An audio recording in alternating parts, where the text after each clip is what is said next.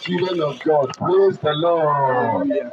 I'm very happy that we are in the presence of God. Inú wa dùn pé a wà níwájú Ọlọ́run. By the grace of God, the Lord has been ministering to us since we came. Nípa oore ọ̀fẹ́ Ọlọ́run ti ń bá wa sọ̀rọ̀ látìgbà tí a ti dé ibi báyìí. But this is the time to hear the word of God. Ṣùgbọ́n èyí sì jẹ́ àkókò láti gbọ́ nínú ọ̀rọ̀ Ọlọ́run. So I want us to rise up on our feet as we pray together. Mo fẹ́ kí a dìde lórí ẹsẹ̀ wa bí a ṣe ń gbàdúrà papọ̀. Let's rise up on our feet Ẹ jẹ́ as ká we pray dìde together. lórí ẹsẹ̀ wa bá a ṣe ń gbàdúrà papọ̀. Heavenly Father and our God, Bàbá wa Ọlọ́run wa ọ̀run. we really thank you for what you have done in our lives. A dúpẹ́ lọ́wọ́ rẹ lọ́pọ̀lọpọ̀ fún gbogbo tó ti ṣe nínú ayé wa. We thank you because of the preservation and protection of our life today. A dúpẹ́ fún ìdásí àti ààbò rẹ lórí ayé wa títí di òní. Right from the beginning of this year, today is 29th of December. Láti ìbẹ̀rẹ̀ ọdún yìí, òní ni ọjọ́ kọkàndínlọ́gbọ̀n ní oṣù kejìlá. And right from the beginning of our lives, we have preserved our life till today. Láti ìgbà tí wọ́n ti bí wa, ìwọ Ọlọ́run ló ti pa wá mọ́ títí di òní. A lot of water has gone under the bridge. Ọ̀pọ̀ omi ló ti gba abẹ́ afárá lọ.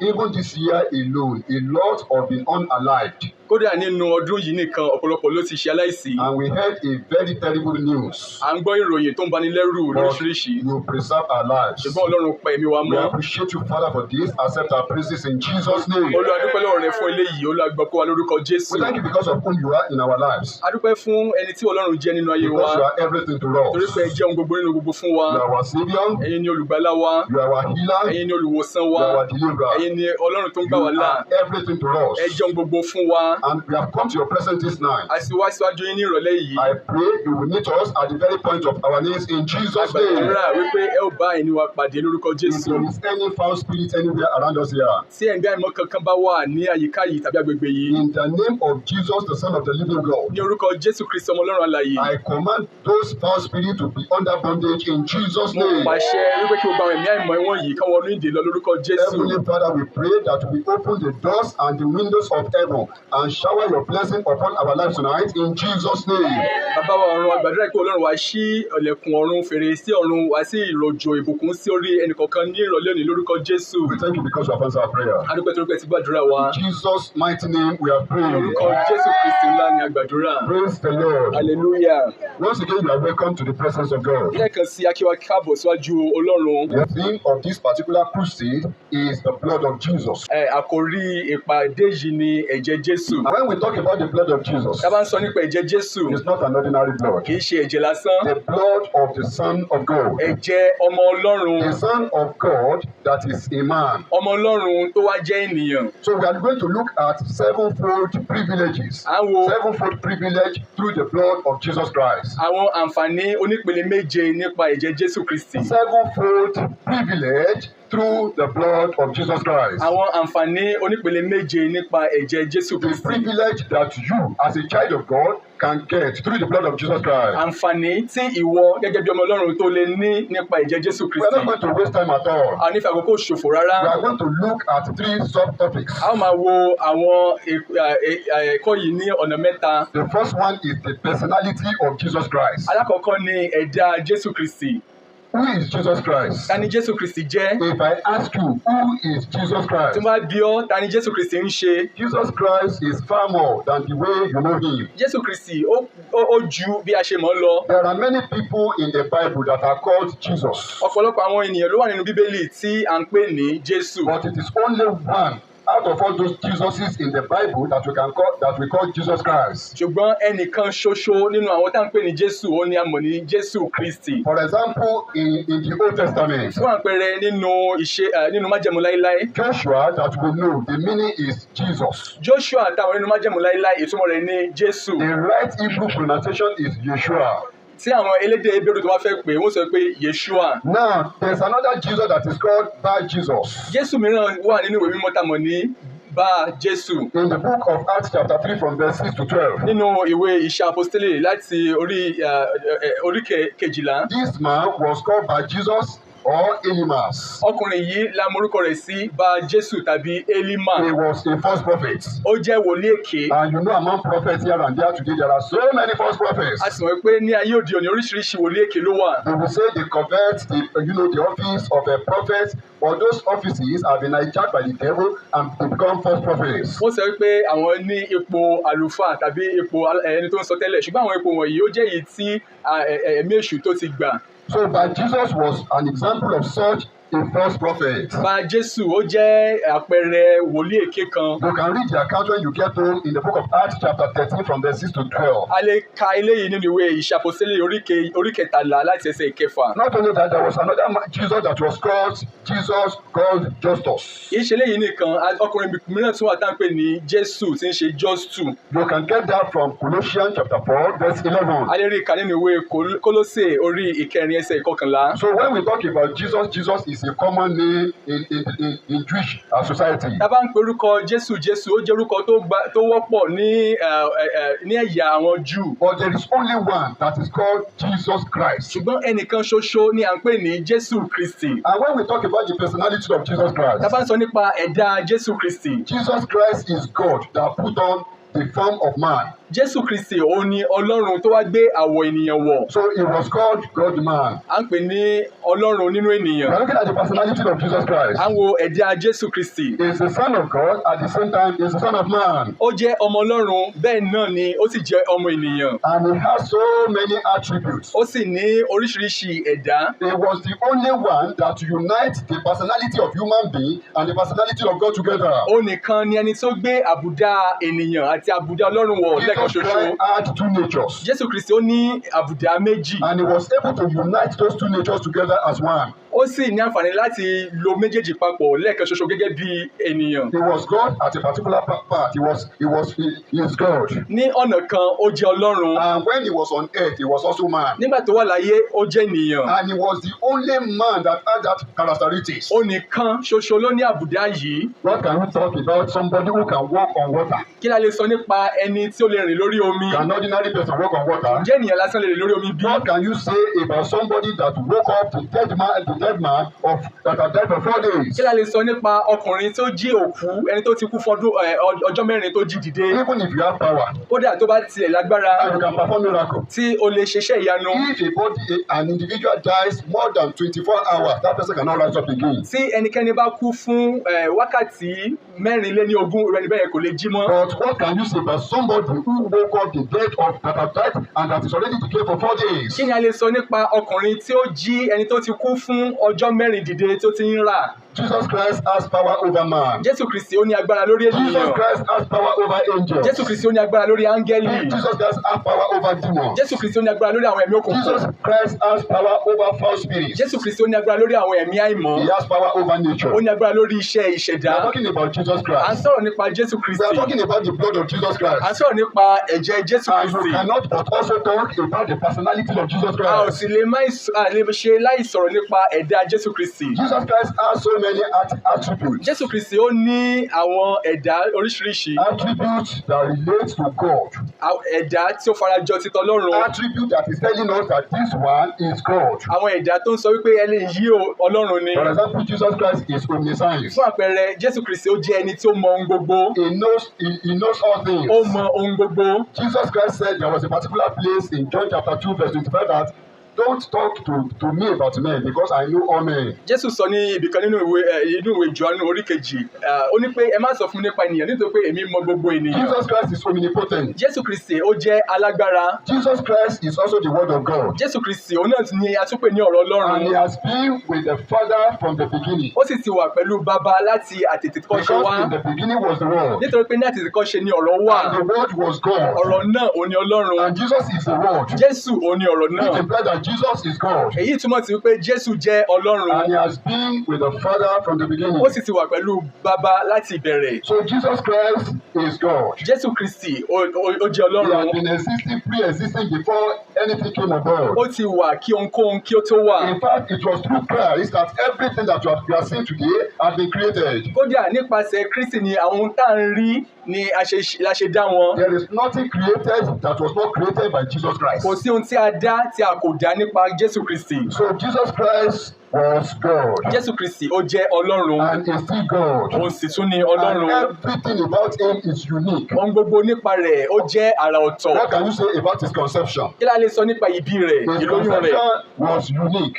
Ìlóyún rẹ̀ ó jẹ́ àrà ọ̀tọ̀. What can you say about his birth? Kí la lè sọ nípa ìbí rẹ̀? His birth was unique. Ìbí rẹ̀ ó jẹ́ àrà ọ̀tọ̀. What can you say about his death? Kí la lè sọ nípa ikú rẹ̀? His death was unique. Ikú rẹ̀ ó jẹ́ àrà ọ̀tọ̀. What can you say about his life? Kí la lè sọ nípa ìgbé ayé rẹ̀? He lived a unique life. Ó gbé ìgbé ayé àrà ọ̀tọ̀. I mean, the only person that came to this earth Ó nìkan ni ẹni kan ṣoṣo tó wá sí ayé yìí. and he lived an impeccable life, very pure life. Tí ó sì gbé ìgbé ayé tó mọ́. He was the only one that lived on earth without sin. Ó nìkan ni ẹni tó gbé ní ayé yìí láì dẹ́ṣẹ̀. His death was unique. Ikú rẹ̀ ó jẹ́ àrà ọ̀tọ̀. His resurrection was unique. Àjíǹde rẹ̀ àrà ọ̀tọ̀ ni. His ascension to heaven was unique. Ìgòkè rẹ̀ lọ sí ọ̀run àrà ọ̀tọ̀ ni. Jesus Christ was God. Jésù Kristi Ọlọ́run ni. Jesus Christ is God. Jésù Ọlọ́run sì Jesus tún ni. Christ will continue to be God. Jésù Kristi yóò tẹ̀síwájú láti máa jẹ́ From Ọlọ́run generation to generation. láti ìran dé ìran. He has the attribute that make him God. Ó ní àwọn àbùdá tí ó fi jẹ́ Ọlọ́run. Then he has some attributes that he wants us to share with him. Ó sì ní àwọn àbùdá kan tí ó fẹ́ jẹ́ kí a ṣe alájọpín pẹ̀lú rẹ̀. Jesus Christ is love.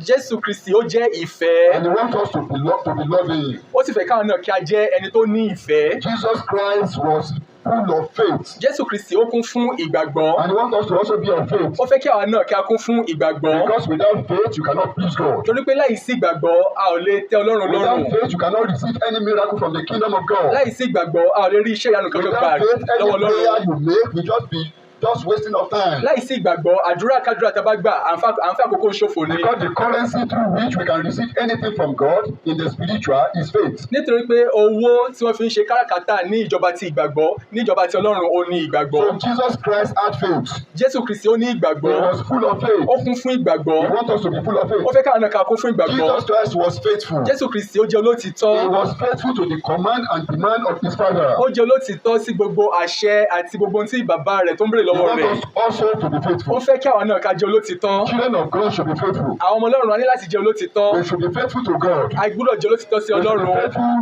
to the children of A God. gbúdọ̀ jẹ́ olótìtọ́ sí àwọn ọmọ Ọlọ́run. Jesus Christ was righteous. Jésù Kristi ó jẹ́ ẹni mímọ́. He was righteous. Ó jẹ́ olódodo. Jesus Christ was holy. Ó jẹ́ ẹni mímọ́. Like I said the other Bí time, mo ṣe sọ tẹ́lẹ̀, he was the only one that came to the earth without sin. ó nìkan ni ó wá sáyé tó sì gbé ní ayé láì dẹ́ṣẹ̀. In his thought, he cannot commit sin. Nínú èrò rẹ̀ kò lè dẹ́ṣẹ̀. In his words, he cannot commit sin. Nínú àwọn ọ̀rọ̀ rẹ̀ kò lè dẹ́ṣẹ̀. In fact, his own nature was totally different from ours. Kódà ẹ̀dá titi rẹ̀ ó yàtọ̀ sí He titi wa. was the only one referred to as the seed of the woman. Ó nìkan ni a pè ní èso ti obìnrin. That was found in Genesis chapter 3 verse 15. Àlèrè eléyìí kan nínú ìwé Genesis orí kẹta ẹsẹ̀ He ìkẹẹ̀dógún. was the only one referred to as the seed of the Ó woman. nìkan ni a pè ní èso ti obìnrin.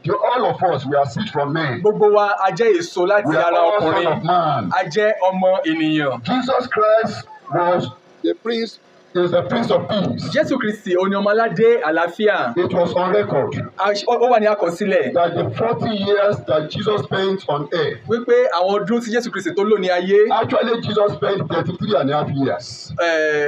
ọdún mẹ́taléníọgbọ̀n ni Jésù Kristi gbé láyé. But for the space of 40 years that he was on earth, within that period of time, for 40 years of that period, Ṣùgbọ́n ní ìwọ̀n bíi ogójì ọdún tí Jésù Kristi gbé ní ayé, that was the time that was recorded that there was no war anywhere on the surface of the earth.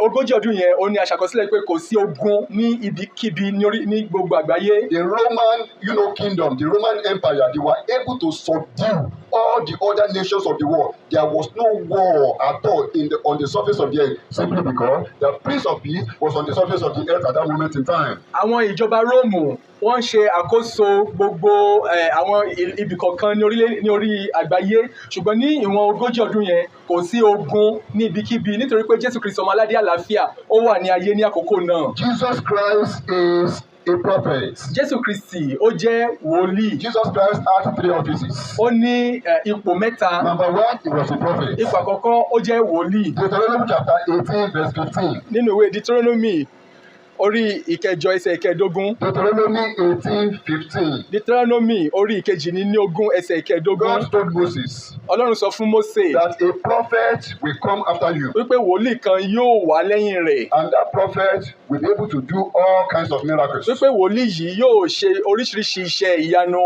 And he came, Ó sì wá, and he did wonders. ó sì ṣe àwọn ohun ìyanu. There are so many mighty miracles that Jesus did. Oríṣiríṣi àwọn iṣẹ́ ìyanu ni Jésù Kristi ṣe. Jesus Christ was a prophet. Jésù Kristi jẹ́ wòlíì. John 6 verse 14. Ìwé Jòhánù orí ìkẹfà ẹsẹ̀ ìkẹrìnlá. Then Jesus Christ was also a priest, Jésù Kristi ó jẹ́ àlùfáà. a mediator between God and man. Ó jẹ́ alágbàwí alárìnnà láàrin ènìyàn àti He Ọlọ́run. was a priest.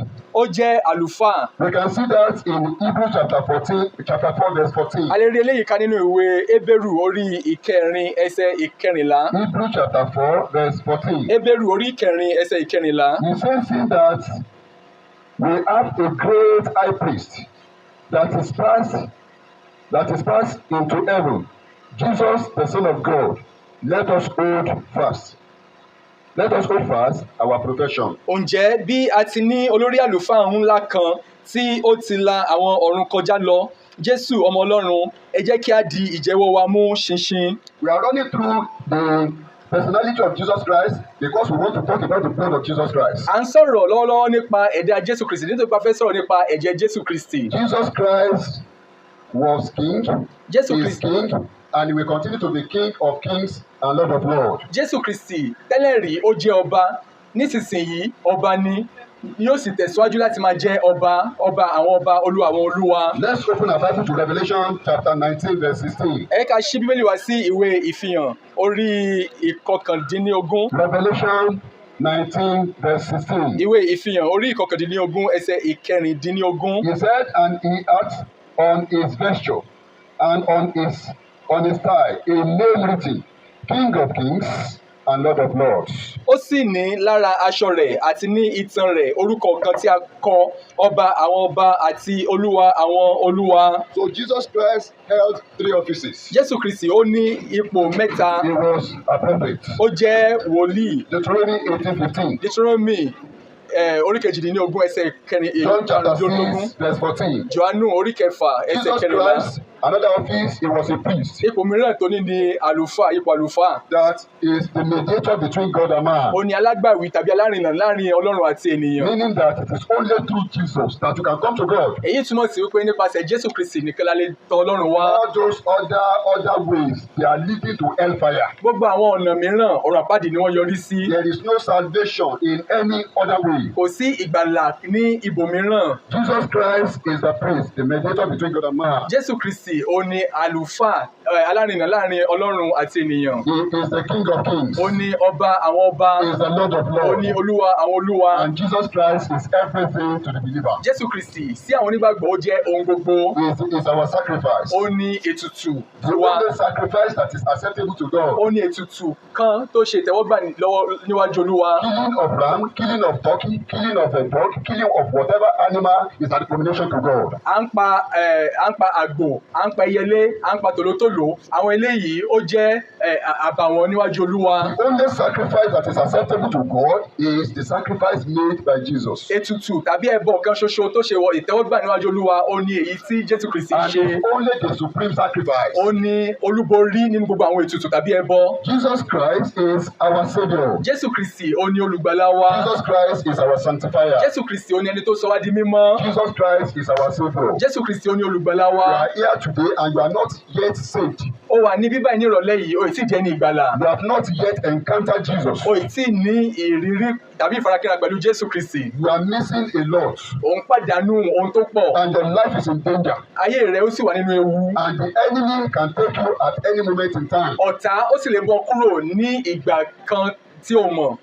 There is nothing that concerns your salvation that Jesus has not done. Kò sí ohunkóhun nípa ìgbàlà rẹ tí Jésù Kristi tí o ti ṣe. Jesus Christ is our sanctifier. Jésù Kristi ó ní ó sọ wá di mímọ́. If you have been saved, Tá a bá ti gbà wá là, you have accepted Christ as your personal ló Lord and gba Savior. Jésù Kristi gẹ́gẹ́ bí Olúwa àti olùgbàlà There rẹ. is another spiritual level that you should get to. Ìpele mìíràn tún wà nípa tẹ̀mí tí o ní láti And dé. this is what we call Eléyìí sanctification. ni à ń pè ní ìsọdi mímọ́. That is purging, Ó ní- purging of inward nature. Ìwẹ̀nùmọ́ ẹ̀dá tó wà ní inú. remover of Adamic nature. á mú ẹ̀dá Ádámù kúrò nínú wa. And this is the only person that can do that is through Jesus Christ. Ẹnìkan ṣoṣo tó lè ṣe léyìí ó ní Jésù Kristi. Jesus Christ is the healer. Jésù Kristi ó ní olùwòsàn. There is no healing any other Kò place. sí ìwòsàn ní ibikíbi. There are 3 sources of healing.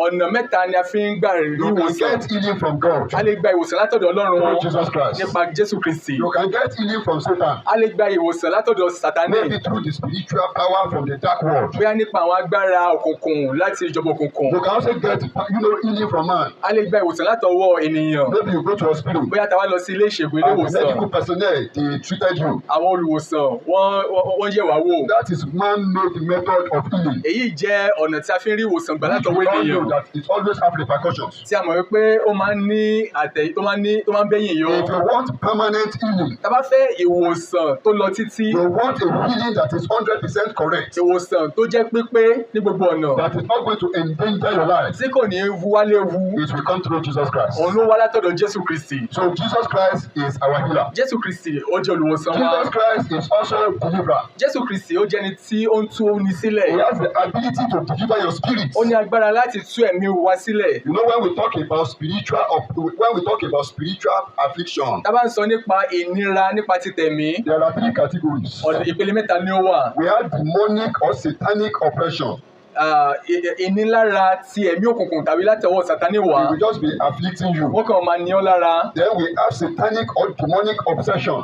A ní kí Sátánì tàbí àwọn òkùnkùn kan gbé ni wọ̀. That is, you are addicted to something. Ó túmọ̀ sí wípé irú ẹni bẹ́ẹ̀ yẹn ó wà ní abẹ́ ìṣàkóso You have ohun been kan. addicted to a particular sinful lifestyle.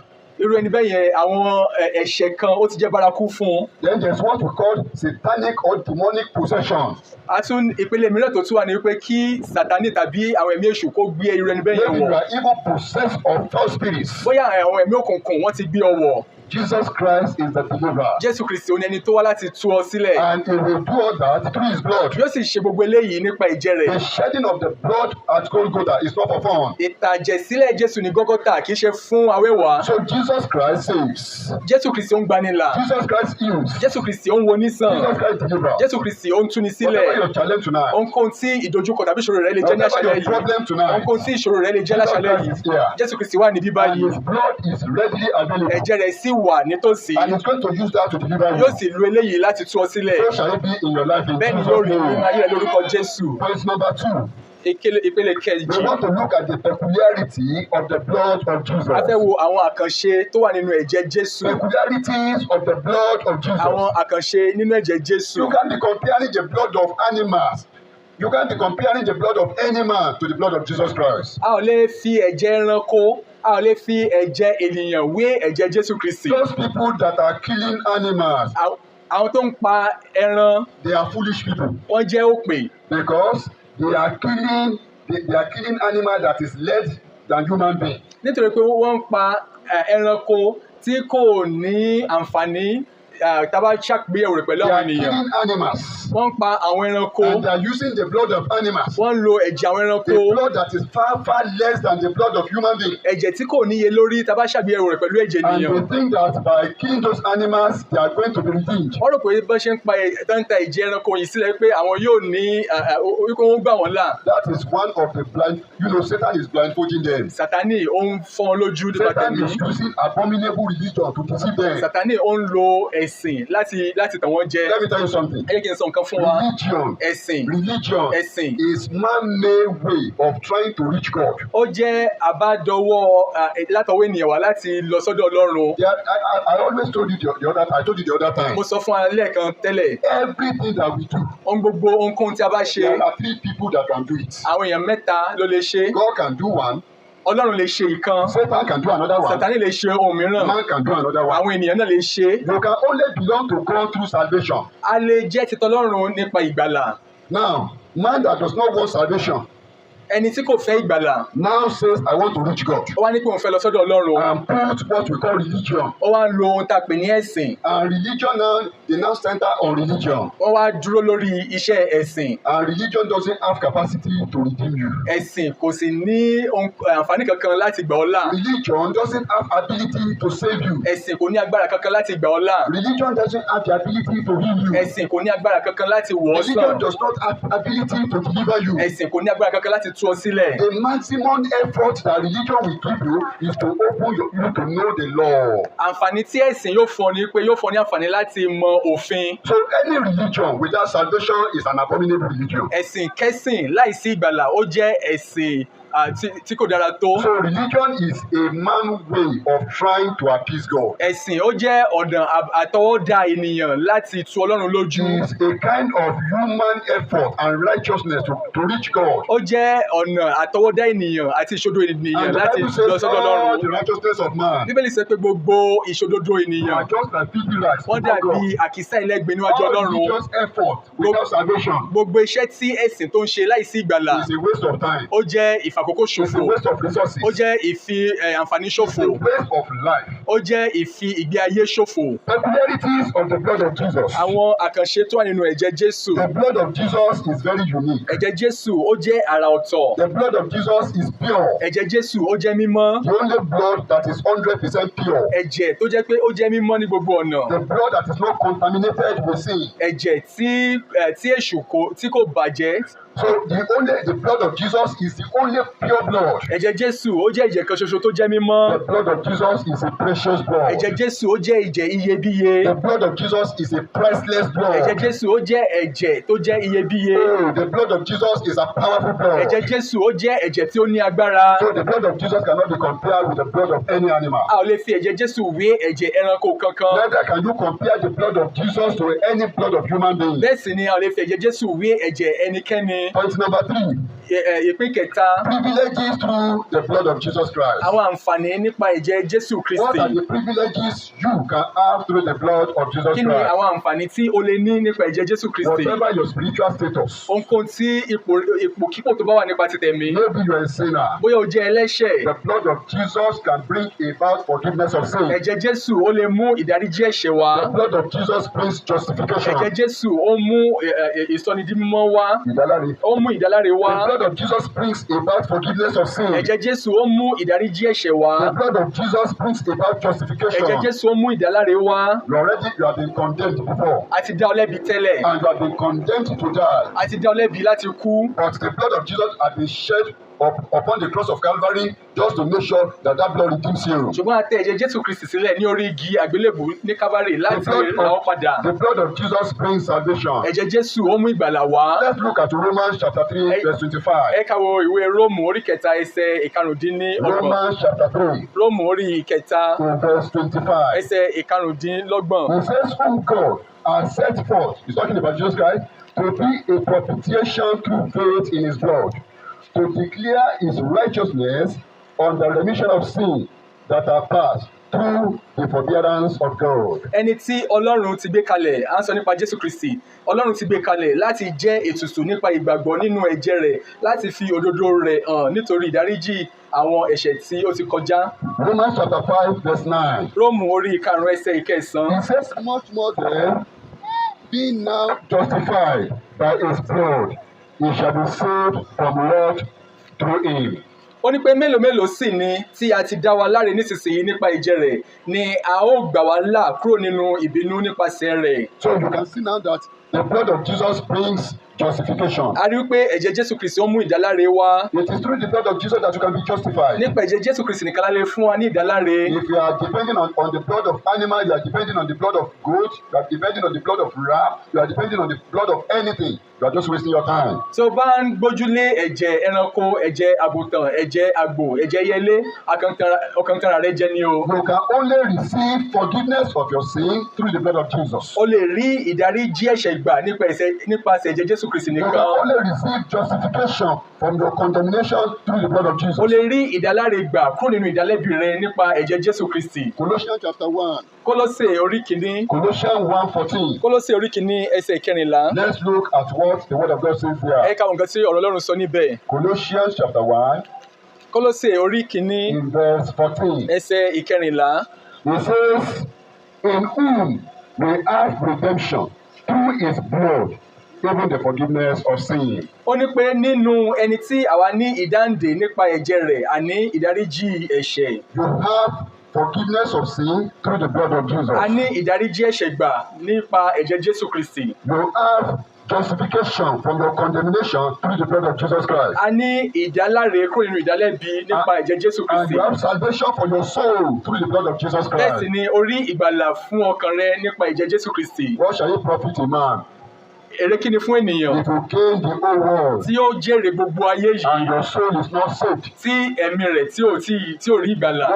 What will it profit you Èrè kí ni fún ọ if you continue to attend church? tí o bá tẹ̀síwájú láti máa lọ sí ilé You are ìjọsìn, sitting down to hear the word of God tí ò ń jókòó láti máa gbọ́rọ̀ Ọlọ́run, and you are not saved. tí ò tí jẹ́ ní ìgbàlà. Salvation is the greatest miracle you can ever receive from the Lord. Ìgbàlà ó jẹ́ iṣẹ́ ìyanu tó ga jùlọ tí a lè rí gbà láti ọ̀dọ̀ Olúwa. Seek salvation for your soul. Wá ìgbàlà fún ọkàn rẹ. We are looking at the privileges through the blood of Jesus À ń Christ. wo àwọn àǹfààní nípa ẹ̀jẹ̀ Jésù Kristi. After you have been saved, Lẹ́yìn tí a bá ti gbà ọ́ là, number 2 now, the Elect- blood of Jesus brings about cleansing, purging, and sanctification.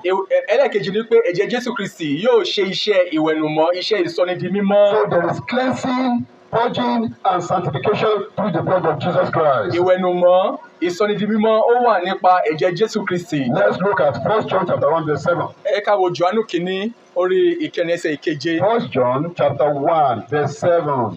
Jòhánù kìíní orí kìíní ẹsẹ̀ ìkeje. In verse 7 it says, but if we walk in the light, as he is in the light, we have fellowship with one another, and the blood of Jesus Christ, his Son, cleanses us from all sins. Jòhánù kìíní orí kìíní ẹsẹ̀ ìkeje. Ṣùgbọ́n bí àwa bá ń rìn nínú ìmọ́lẹ̀, bí òun ti ń bẹ nínú ìmọ́lẹ̀, àwa ní ìdàpọ̀ pẹ̀lú ara wa. Ẹ̀jẹ̀ Jésù Kristi ọmọ rẹ̀ ní ń wẹ̀ wá nù kúrò nínú ẹ̀ṣẹ̀ gbogbo. The blood of Jesus cleanses us from all sins. Ẹ̀jẹ̀ Jésù Kristi ó ń wẹ̀ wá nù kúrò nínú gbogbo ẹ̀ṣẹ̀ gbogbo. There are about 4 categories of sins. Oríṣi ẹ̀ṣẹ̀ mẹ́rin ló wà. There is what we call outward sin. Ẹ̀ṣẹ̀ lóde ní òde ara. The sin that when you commit, everybody will see you. Ẹ̀ṣẹ̀ tó yẹ pé tá bá ṣe gbogbo ènìyàn ni yóò rí For wa. example, if you are cursing, if you are fighting now, everybody sees you. Fún àpẹẹrẹ, tó bá ń ṣépè, tó bá ń jà, gbogbo ènìyàn ni yóò rí ọ. There is another sin that is called inward sin. Ẹ̀ṣẹ̀ mìíràn wà tí a pè ní ẹ̀ṣẹ̀ ní inú. The sin that it is only you and God that knows that you are committing that sin. Ẹ̀ṣẹ̀ tó jẹ́ pé ìwọ nìkan àti Ọlọ́run nìkan ló mọ̀ wípé òun dá irú ẹ̀ṣẹ̀ bẹ́ẹ̀. For example, if you are lusty, nobody will know,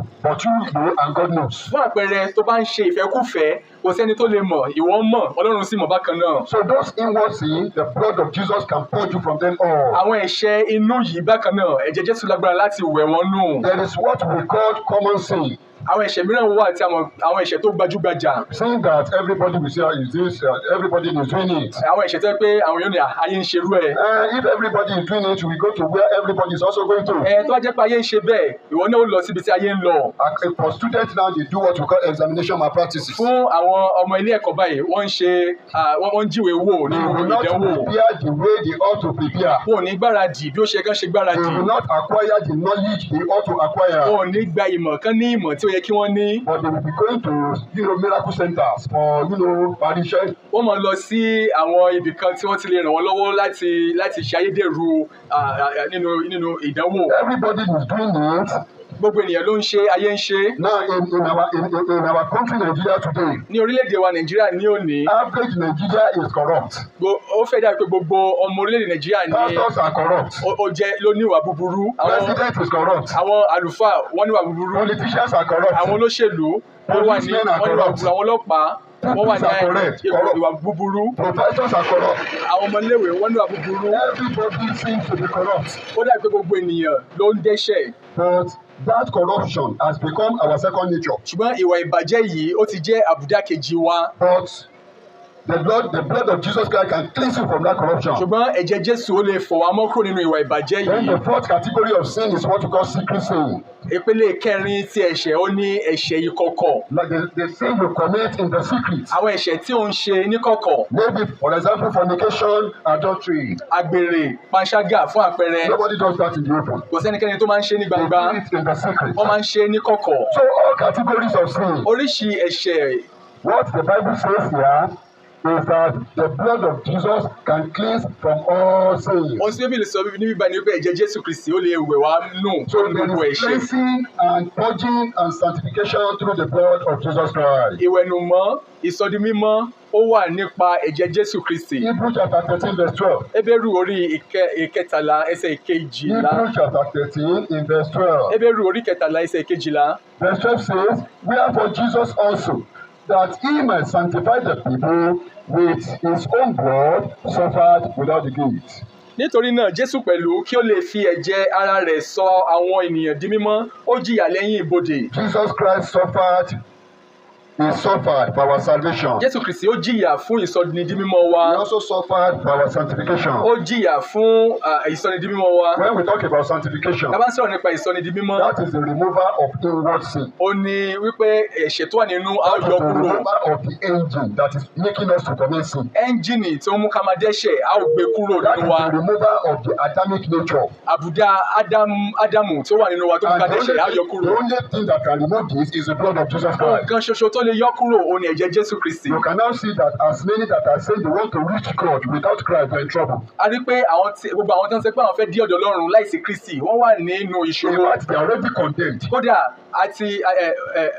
wọ́n ti dá wọn lẹ́bi Just because they forsake the sacrifice of Christ. nítorí pé wọ́n kọ ètùtù tí Jésù Kristi tó ṣe wọ́n kọ̀. So Jesus Christ has the ability, is the only blood that has ability to cleanse, to purge, and to sanctify us. ẹ̀jẹ̀ Jésù Kristi nìkan ló ní agbára láti sọ wá di mímọ́ Number láti fọ̀ wá nù. two, Jesus Christ is able, the blood of Jesus Christ, we can receive redemption through the blood of Jesus Christ. ẹlẹ́ẹ̀kejì a lè rí ìràpadà gbà nípa ẹ̀jẹ̀ Jésù Kristi. I think we have read that place the other time. We talk about the place that talk about redemption. mo rò pé a ti kà ṣáájú ibi tó ń sọ nípa ìràpadà. 1 John chapter 1 verse 7. Jòhánù kìíní orí kìíní ẹsẹ̀ ìkeje. 1 John chapter 1 verse 7. Jòhánù kìíní orí kìíní ẹsẹ̀ ìkeje. He says, but if we walk in the light, it's not that way, but we have heard something about it the other time. a ti kà á ṣáájú lẹ́ẹ̀kan. So let's look at Ephesians chapter 1 verse 7. ẹ ká wo Éfésù orí kìíní ẹsẹ̀ ìkeje. Ephesians 1 7. Éfésù orí kìíní ẹsẹ̀ ìkeje. We are talking about redemption. a ń sọ nípa ìràpadà. Redemption from all causes. ìràpadà kúrò lọ́wọ́ gbogbo ègún. In whom we have redemption through his blood,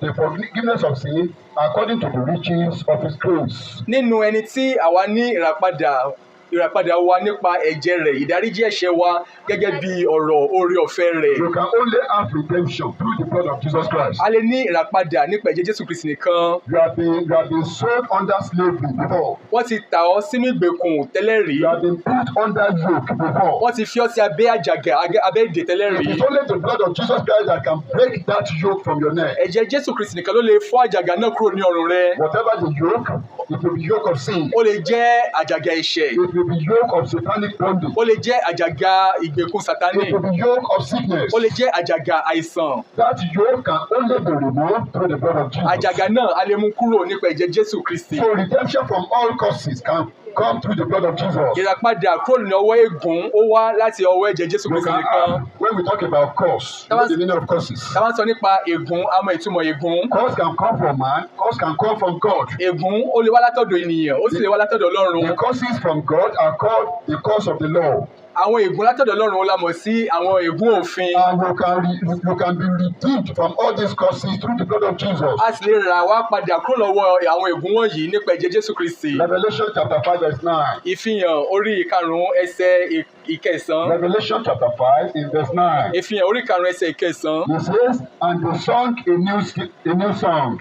wọ́n sì ń kọ orin tuntun We kan. will sing a new song as from today in Jesus' name. àwa náà a ó kọ orin tuntun láti òní lọ lórúkọ Jésù. Thou art worthy to take the book Wípé- and to open the seal thereof. wípé ìwọ ni ó yẹ láti gba ìwé náà àti láti ṣí èdìdì rẹ̀. For thou wast slain and has redeemed us to God by thy blood. nítorí tí a ti pa ọ́ ìwọ sì ti fi ẹ̀jẹ̀ rẹ ṣe ìràpadà wá sí Ọlọ́run. Out of every kindred and tongues and people and nation. láti inú ẹ̀yà gbogbo àti èdè gbogbo. It is only the blood of Jesus that is able to redeem you from every curses. ẹ̀jẹ̀ Jésù Kristi nìkan ló lágbára láti rà ọ́ padà kúrò lọ́wọ́ gbogbo It is ègún. only the blood of Jesus that can redeem you from every yoke of the enemy. ẹ̀jẹ̀ Jésù Kristi nìkan ló lágbára láti rà ọ́ padà lọ́wọ́ àjàgà èṣù àjàgà ọ̀tá. And as you appropriate this blood tonight, bí a sì ṣe ń ṣe àmúlò ẹ̀jẹ̀ náà ní àṣálẹ́ yìí. every yoke in your life, gbogbo àjàgà nínú ayé rẹ. every curse in your life, gbogbo ègún nínú ayé rẹ. every affliction in your life gbogbo ìdè nínú ayé rẹ. shall be broken and destroyed totally in Jesus' afọwọ́ name. tútú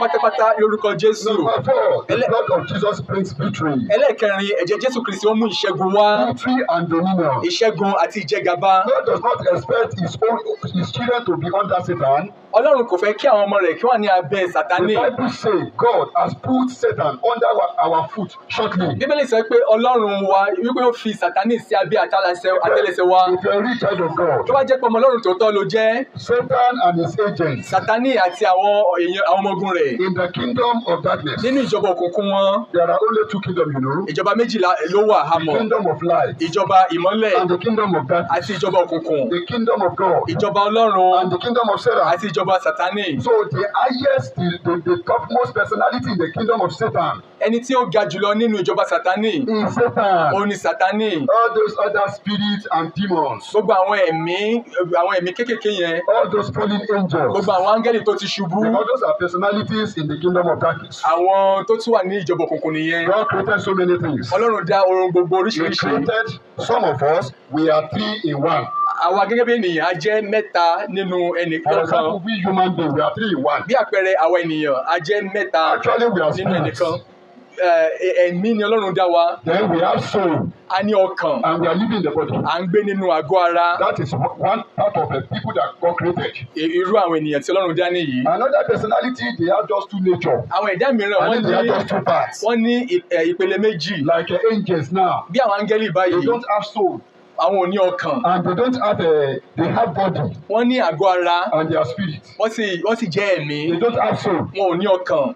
Can you see now? a rí báyìí. Then God created another ones. Ọlọ́run tún dá àwọn They mìíràn. are just spirit. àwọn yẹn ẹ̀mí lásán ẹ̀mí They ni don't wọ́n. have body. wọn ò ní àgọ́ ara. They don't have soul. wọn ò ní ọkàn. They are just spirit. wọ́n kàn jẹ́ ẹ̀mí. They are just naked and empty. wọ́n kàn wà ní òhò. wọ́n wà And they are willing gbogbo. to jump into anybody. wọ́n ṣetán láti kó sínú ẹnikẹ́ni. So, and they have thousands and thousands and thousands of them. wọ́n sì pọ̀ lógúnlọ́gọ̀. So, but what are we talking about? kí là ń sọ nípa rẹ̀? We have the highest person in the kingdom of darkness ẹni tí ó ga jùlọ nínú ìjọba òkùnkùn is ó Satan. ní Sátánì. So maybe those fallen angels, they are under him. àwọn áńgẹ́lì tó ṣubú yẹn wọ́n wà lábẹ́ ìṣàkóso All those Sátánì. evil false spirits are under him. gbogbo àwọn ẹ̀mí òkùnkùn yẹn wọ́n wà lábẹ́ ìṣàkóso And Sátánì. God said to a believer Ọlọ́run sọ fún àwọn onígbàgbọ́. that God has put Satan under our feet. wọ́n ní pé Ọlọ́run ti fi Sátánì sí abẹ́ àtẹ́lẹsẹ̀ wa. Satan now be afflicting you. kí ló dé tí Sátánì wà fi máa ní ẹ́ lára? How will you that be saying one evil spirit is possessing me and is troubling me? wọ́n ṣàfihàn sọ pé àwọn ẹ̀mí àìmọ́ kan wọ́n ń gbé ọ̀wọ̀ wọ́n ń ní ọ́ lára. Inside that you are not a child of God, bóyá o kì í ṣọmọ Ọlọ́run or you don't know your right. tàbí o ò mọ àṣẹ tó ní. Because if you are ignorant, the devil will play on your torí ignorance. pé tó bá jẹ́ òpè aláìmọ̀kànmọ̀kàn Sátánì yóò lò yí láti jẹ ọ́ níyà. What are we talking about? kí là ń sọ̀rọ̀ nípa rẹ̀? There is victory through the blood of Jesus. ìṣẹ́gun wà nípa ẹ̀jẹ̀ Jésù. Revelation chapter 12 verse 11. ìfihàn orí ìkejìlá ẹsẹ̀ Yes, ìkọkànlá. and they overcame him by the blood of the Lamb and by the words of their testimony, and they loved not their lives unto the death. ó ní pé wọ́n sì ṣẹ́gun rẹ̀ nítorí ẹ̀jẹ̀ ọ̀dọ́ àgùntàn náà àti nítorí ọ̀rọ̀ ẹ̀rí wọn kò sì fẹ́ràn ẹ̀mí wọn àní títí dé ikú. They overcame him. wọ́n ṣẹ́gun rẹ̀. Who are they? àwọn wo ni wọ́n? àwọn The children of God. ọmọ Ọlọ́run. Those who have given their life to Christ. àwọn tí wọ́n ti fi ayé wọn fún Jésù Because Kristi. the moment you give your life to Christ today, ní kété tí wọ́n fayé rẹ̀ fún Jésù lónìí, God will take you. Ọlọ́run yóò mú ọ He kúrò. will take you above principalities and powers. yóò mú ọ sí orí àwọn agbára. There are some forces in the spiritual realm, in the dark, in the atmosphere. àwọn ipá kan wà nípa tẹ̀mí ní All ojú ọ̀run. unbelievers and sinners, gbogbo àwọn aláìgbàgbọ́ àti àwọn they ẹlẹ́ṣẹ̀ are under them. wọ́n wà ní abẹ́ ipa But the wọ̀nyí moment you give your life to Jesus, ṣùgbọ́n ní kété tó bá fayé rẹ̀ fún He Jésù will not take you above them. yóò mú ọ kúrò lábẹ́ wọn yóò wá gbé ọ lékè sórí And you wọn. are expected to have dominion over the enemy. A sì ń retí gẹ́gẹ́ bí onígbàgbọ́ láti ní àṣẹ àti jẹgàba lórí àwọn ọ̀tá. So you can have victory, you can have dominion through the blood of Jesus O lè ní Christ. ìṣẹ́gun, o lè ní ìjẹgàba lórí ọ̀tá nípa ẹ̀jẹ̀ Jésù Kristi. Number 5, Ẹlẹ́ẹ̀karùn-ún, new and better covenant is through Jesus Christ. májẹ̀mú titun àti tó dára jùlọ nípa ẹ̀jẹ̀ Jésù Kristi. You know we have two covenants. Ṣẹ̀gbọ́n májẹ̀mú méjìlá ní The old covenant, májẹ̀mú àtijọ́, the Old Testament. májẹ̀mú láíláí. That one has some faults. Eléyìí ó ní àwọn àbùkù kọ̀ọ̀kan. Now Jesus Christ now brought another covenant. Jésù Kristi wọ́n májẹ̀mú titun wá, The covenant that is a better covenant. májẹ̀mú tó dára jùlọ, The testament that is a new testament májẹ̀mú tó jẹ́ májẹ̀mú titun, is a correct testament. májẹ̀mú tó jẹ́ ojúlówó, A better covenant. májẹ̀mú tó dára. And that covenant can only come between you and God through the blood of Jesus Christ. Májẹ̀mú lè wà láàrin ìwọ àti Ọlọ́run nípa Jésù Kristi. Let's look at Hebrews chapter 12, Ẹ ká wo Hébérù orí ìkejìlá and verse 24. ẹsẹ̀ ìkẹrìnléníogún. Okay, Hebrews chapter 12. Hébérù orí kejìlá Let's look at verse 24 here. ẹsẹ̀ ìkejìléníogún. We are talking about new and better covenant through the blood of À ń Jesus. sọ nípa májẹ̀mú tuntun àti tó dára nípa ẹ̀jẹ̀ Jésù. Hebrews 12:24.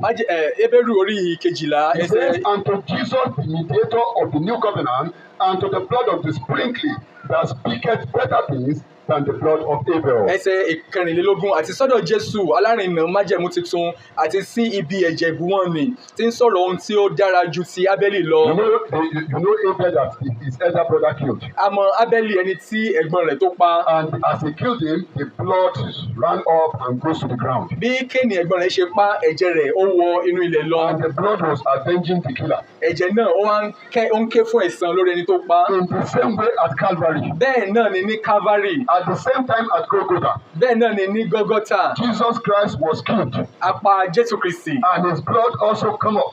Ẹ̀jẹ̀ rẹ̀ ó jáde. And the blood of Jesus Christ is far much better than the blood of Abel. Ẹ̀jẹ̀ Jésù Kristi ó ṣe iyebíye ju ẹ̀jẹ̀ ti Ábẹ́lì lọ. The blood of Abel was for old covenant, Ẹ̀jẹ̀ Ábẹ́lì ó jẹ́ ti májẹ̀mú but the láíláí. blood of Jesus Christ is for a better and new covenant. Ṣùgbọ́n ẹ̀jẹ̀ ti Jésù Kristi ó jẹ́ ẹ̀jẹ̀ májẹ̀mú titun àti èyí tó dára jùlọ. You have this new and better covenant through the blood of Jesus. A ní májẹ̀mú tó dára, májẹ̀mú titun àti èyí tó dára jùlọ yìí nípa ẹ̀jẹ̀ Jésù. Number 6, you have access to God through the blood of Jesus Christ. Ìkẹfà, a rí ọ̀nà àbáwọlé sí ọ̀dọ̀ Ọlọ́run nípa ẹ̀jẹ̀ Jésù. Access to God through the blood of Christ. Ọ̀nà àbáwọlé sí ọ̀dọ̀ Ọlọ́run nípa ẹ̀jẹ̀ Jésù. Hebrews chapter 10, Hébérù orí kẹwàá from verse 19. láti ẹsẹ̀ ìkẹẹ̀dógún. Hebrews 10:19. Hébérù orí kẹwàá ẹsẹ̀ ìkọkàndínlógún. It says, "Now, having therefore brethren, boldness to enter into the holiest by the blood of Jesus Ó ní Christ." pé àwa ní ìgboyà láti wọ ibi mímọ́ nípa ẹ̀jẹ̀ Jésù Kristi. In the Old Testament, Nínú májẹ̀mú láíláí, there are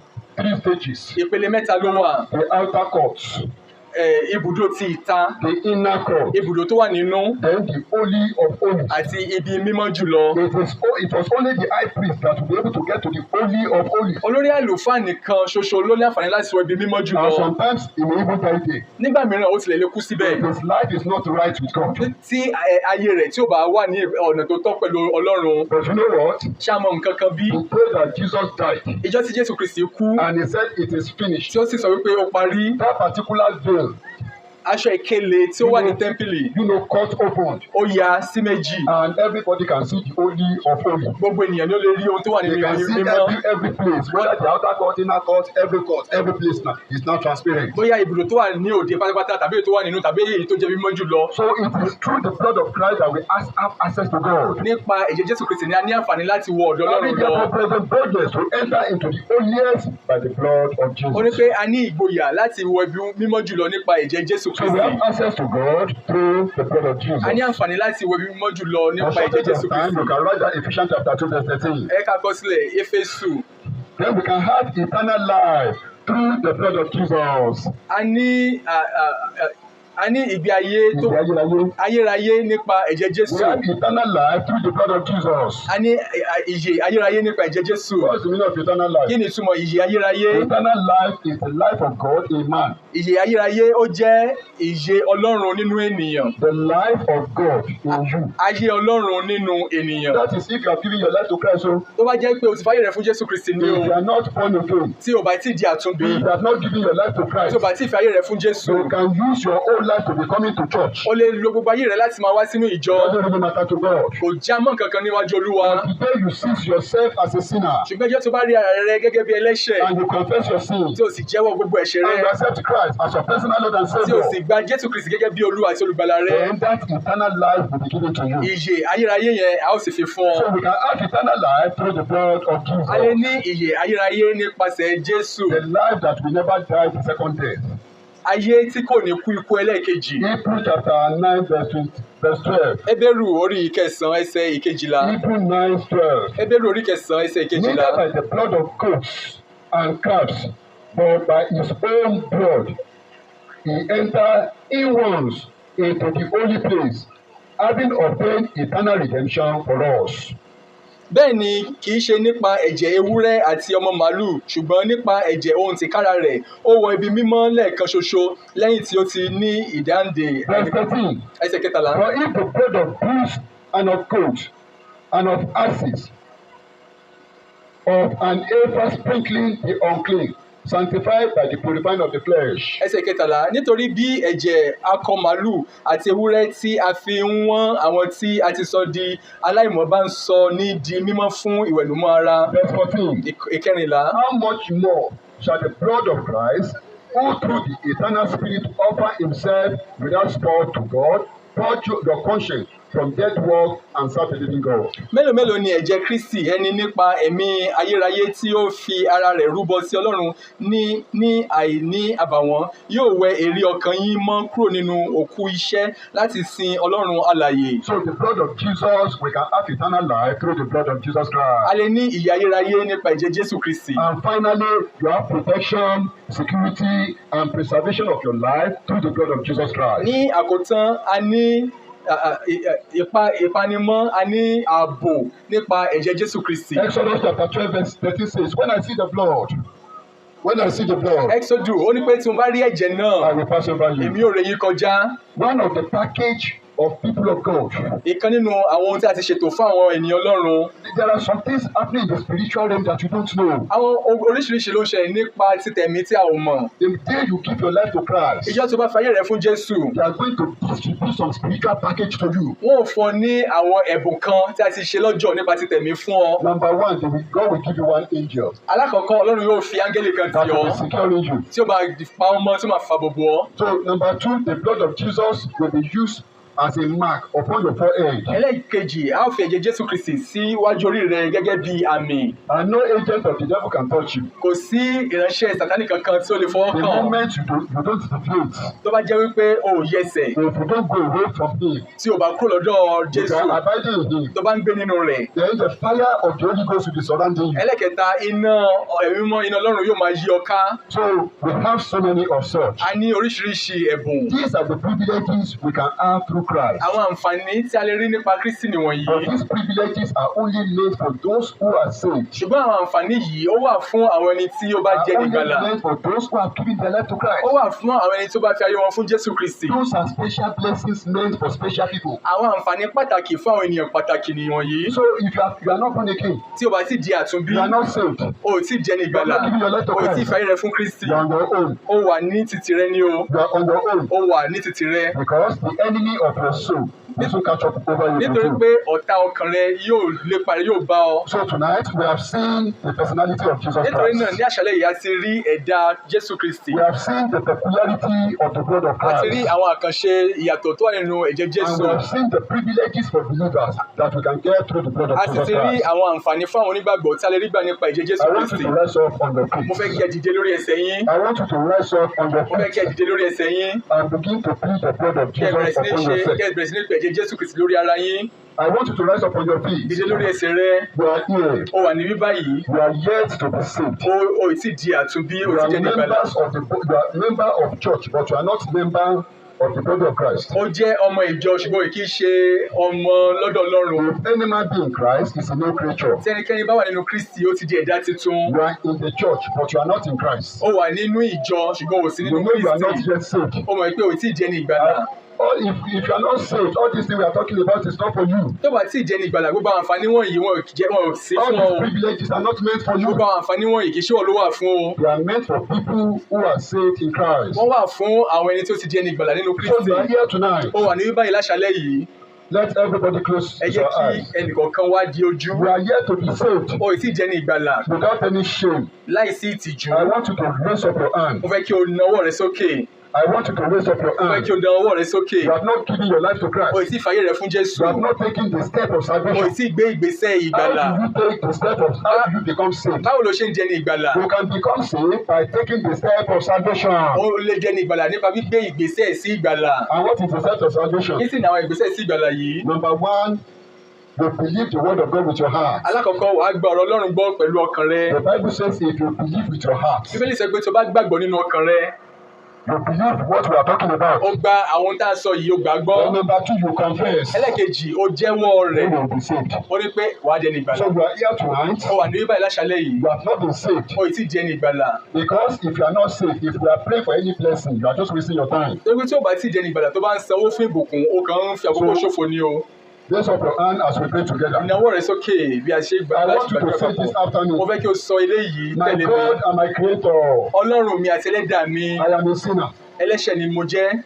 I have heard your word tonight. mo ti gbọ́rọ̀ rẹ ní àṣálẹ́ yìí. All the sins that I've ever committed, gbogbo ẹ̀ṣẹ̀ tí mo ti ṣẹ̀ from the day of my birth to today, láti ìgbà tí wọ́n ti bí mi títí di àkókò yìí. all my sins, gbogbo àwọn ẹ̀ṣẹ̀ mi, all my iniquities, gbogbo àwọn ìrékọjá mi, all my transgressions, gbogbo àwọn ìrékọjá mi, have mercy upon me. Olúwa ṣàánú fún mi. Forgive me, O God. dáríjì mi Olúwa. As from today, láti òní lọ I renounce Satan. mo kọ Sátánì sílẹ̀. As from today, láti òní lọ I renounce the world. mo kọ ayé sílẹ̀. As from today, láti òní lọ I renounce my sins. mo kọ àwọn ẹ̀ṣẹ̀ mi sílẹ̀. Jesus Christ, Jésù Kristi come into my heart. wọ inú ọkàn mi wá, Come into my wọ life. inú ayé mi wá, Come and stay. wá dúró síbẹ̀. Blot my sins away from the book of hellfire. pa gbogbo ẹ̀ṣẹ̀ mi rẹ́ kúrò nínú ìwé ọ̀run Blot àpáàdì. away my name from the book of those that are going to hellfire. pa orúkọ mi rẹ́ kúrò nínú orúkọ àwọn tó ń lọ sí ọ̀run àpáàdì. Write my name in the book of life. orúkọ mi sínú ìwé ìyè. Have mercy upon me. ṣàánú fún mi. Give me your grace. fún mi ní oore ọ̀fẹ́ rẹ. Give me your fún mi ní power agbára rẹ. to live the life that pleases you, láti gbé ìgbé ayé tó wù so ọ́. that the rest of my life kí ní gbogbo ọjọ́ ayé mi. will be for your glory. kí gbogbo ọjọ́ ayé mi lè jẹ́ fún ògo rẹ. orúkọ torí kò ti gbà mí là. In Jesus' name I pray. ní orúkọ Jésù ni mo I gbàdúrà. will not pray with you. màá gbàdúrà pẹ̀lú rẹ báyìí. Everlasting Father, King of glory, bàbá ayérayé Ọlọ́run ògo. I thank you for those who have risen up their hands mo dúpẹ́ lọ́wọ́ rẹ fún gbogbo àwọn tó ti náwó wọn sókè. and they want to accept you as their personal Lord tí and wọ́n sì Savior. fẹ́ gbà ọ́ gẹ́gẹ́ bí Olúwa àti They want olùgbàlà their wọn. names to be written in the book of wọ́n fẹ́ life. kí akorúkọ wọn sínú They ìwé want to be ìyè. translated from the kingdom of darkness to the kingdom wọ́n of fẹ́ jẹ́ ẹni ẹ̀dá light. padà kúrò nínú ìjọba òkùnkùn sí ìjọba ìmọ́lẹ̀. wọ́n sì jẹ́wọ́ gbogbo ẹ̀ṣẹ̀ wọn. And the Bible says, whosoever comes to you, bí ó lè ṣe pé ẹnikẹ́ni tó bá tọ̀ they wá will not cast them ìwọ away. kì yóò tánú. Have mercy upon them in ṣàánú Jesus' fún wọn ní name. orúkọ Jésù. All the sins they have committed, gbogbo ẹ̀ṣẹ̀ tí wọ́n ti ṣẹ̀. forgive them in Jesus' dáríjì wọn ní name. orúkọ Jésù. And from today, láti Lord, òní lọ give Ọlọ́run them the grace and the fún power wọn ní oore ọ̀fẹ́ àti to agbára live the rest of their life. láti gbé gbogbo ọjọ́ ayé For your wọn glory. fún ògo rẹ. Thank you because you have answered olúwo ṣe our torí prayer. kò ti gbàdúrà wa. In Jesus' mighty name we ní orúkọ pray. Jésù ní àgbàdúrà. Finally, ní àkótán everybody raise up your gbogbo hand. ayé ká náwó wa sókè. Now the blood of Jesus, nísinsìnyí ẹ̀jẹ̀ Jésù you have seen the privileges. a ti rí àwọn àǹfààní tó wà And níbẹ̀. since you are now a child of God, nísinsìnyí tó ti di ọmọ Ọlọ́run all those privileges are yours. gbogbo àwọn àǹfààní wọ̀nyí wọ́n jẹ́ titi Lord, rẹ. I pray Ọlọ́run mo gbàdúrà that as many that are here pé kí gbogbo àwọn tó wà níbí and they are yìí under the yoke of darkness, tí wọ́n wà ní abẹ́ they are under the ìṣe yoke of the affliction of the devil, abẹ́ ìgbèkùn I pray, Sátánì. oh God, mo gbàdúrà Ọlọ́run let fire come jẹ́ kí iná kó sọ̀kalẹ̀ wá. and break that yoke in Jesus' name. Amen. Kó sì fọ́ gbogbo àwọn àjàgà náà ní orúkọ Jésù. All the yoke of sickness in your life, Gbogbo àwọn àjàgà àìsàn nínú they àgọ́ are ara rẹ. destroyed in Jesus' A fọ́ name. wọn àbàwọ́n jẹ́ ní orúkọ Jésù. All the yoke of affliction in your life, Gbogbo àwọn àjàgà ìnilára they nínú are ayé rẹ. broken in Jesus' name. Amen. Àbàwọ́n jẹ́ The lórúkọ yoke Jésù. of poverty, Àjàgà àìní. they are destroyed in your life in Jesus' A fọ́ wọn name. lórúkọ Jésù. In whichever way the enemy has cornered you, Ọ̀nàkọ̀nà tí Sátánì ti they mú ọ fún receive your kọ́nà. freedom in Jesus' Gba name. òmìnira rẹ lórúkọ Jésù. Receive your dominion.